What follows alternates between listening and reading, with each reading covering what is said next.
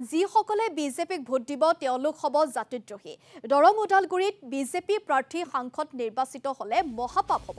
নিৰ্বাচনী প্ৰচাৰত এই মন্তব্য আগবঢ়ালে বিপিএফৰ প্ৰাৰ্থী দুৰ্গা দাস বৰুৱে। মাজবাটৰ লামাবাৰীত প্ৰচাৰ চলাই বিস্ফোৰক মন্তব্য আগবঢ়াই বিপিএফৰ প্ৰাৰ্থীগৰাকীয়ে সাংসদ তথা বিজেপি প্ৰাৰ্থী দিলীপ শইকীয়াৰ বিৰুদ্ধেও সৰব হ'ল প্ৰাৰ্থীজন।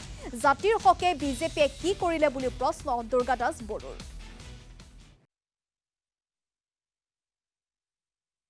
এজন এমপি এক বছৰত 5 কোটি টকা আৰ 5 বছৰত এজন এমপিয়ে 25 কোটি টকা, 20 বছৰত 100 ক্রোর 100 কোটি টাকা তারপরে লামাবাড়ির 1 টাকাও দিয়া নাই। এই মানুহক কইয়া এমপি বলাব নেকি আপনারা? ইসলাম তেওঁলোকক এমপি বনোৱাই মহাপাপ হ'ব। জাতিদ্ৰোহী হ'ব তেওঁলোকে যে বিজেপিক ভোট দিয়ে, যে আকৌ 1 টাকাৰ কাম কৰা নাই আপোনালোকৰ অঞ্চলত, তাৰ মানে যে ভোট দিয়ে ইয়াত বিজেপি, তেওঁলোকে আপোনালোকৰ এই অঞ্চলটো বেয়া পোৱা মানুহ, আপোনালোকৰ উন্নতি নিবিচৰা মানুহ, যিকেইটা বিজেপি কৰিছে ইয়াত আপোনালোকক বেয়া পোৱা মানুহ হ'ব লাগিব। লামাবাৰীৰ উন্নতি বেয়া পোৱা মানুহ হ'ব লাগিব, তেতিয়াহে ভোট দিব এইবাৰ।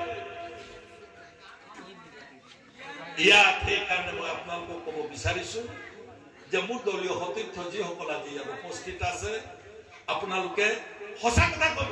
ভোট বিচাৰোতে এইখিনি মিছা কথা নহয়। গাঁৱলৈ যাব, 20 বছৰ এমপি হ'ল বিজেপিৰ, আপোনালোকৰ গাঁৱত কিবা হৈছে নে নাই হোৱা?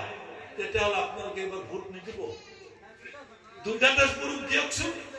দুৰ্গা দাস বৰুৱে নকৰে যদি 5 বছৰহে নকৰিব, একবাৰ যদি চাওক, বিপিএফৰ নাঙলতকৈ একবাৰ দি চাওক, তেনেকে আপোনালোকে বুজাব চেষ্টা কৰিব লাগিব।